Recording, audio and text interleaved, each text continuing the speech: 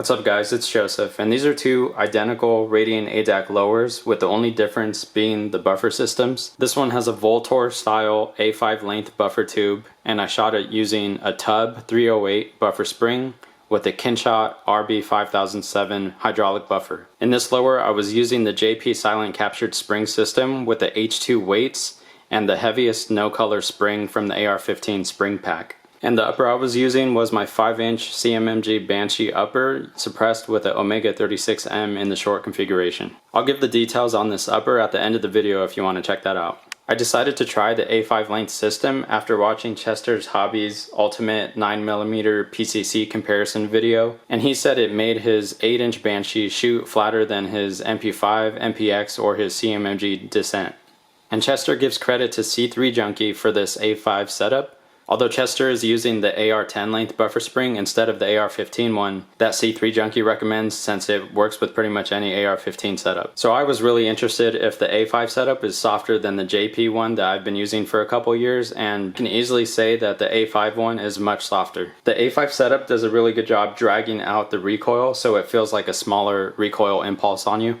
I couldn't really tell a big difference in how flat shooting the A5 system is to the JP, but the JP was definitely cycling faster and I could feel it a bit more on my chest. The Tubb AR-10 spring has 48 coils and 46 active, so it has the two bases, and the Kynshot buffer is able to compress this bit right here. The Kynshot is also a bit longer than a regular carbine buffer, and then the JP compresses down to about the size of a regular carbine buffer.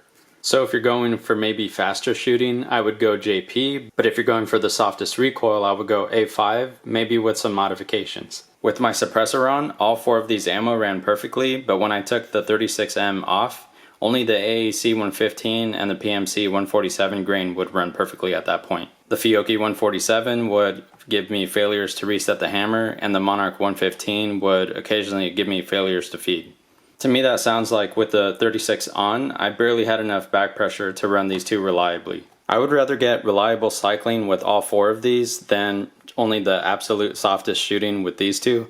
So what I'm going to try with the 308 spring is cut off 2 active coils, as you see here. I cut off 3 coils, so now this has 45 coils in total, which means 44 active coils. So with the modified AR-10 spring, I'll also test it with some Winchester white box next time. I'm also going to build out a third lower to try out the Dirty Bird AR-15 flat wire spring. I actually did remember to bring the Dirty Bird spring with me, but I forgot a little screwdriver, and without one of these it's nearly impossible to remove a flat wire spring from the buffer tube without using one of these to push down on the buffer retainer pin. On the upper, I have a Cobb Valley 3-lug muzzle device. I have a video on how to install these.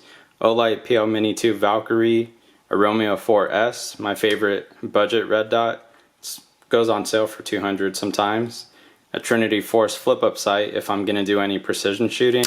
It gives me that little peephole. I have a video on these. My favorite gas defeating charging handle from Silence the Co. I also have a video on these, and I don't remember if I mentioned it there, but if you put a tiny piece of Gorilla Tape on the lower, it creates a perfect seal with that gasket on the charging handle. And I've tested this with my 5.56 uppers, and it works really well to prevent that gas from getting to your face.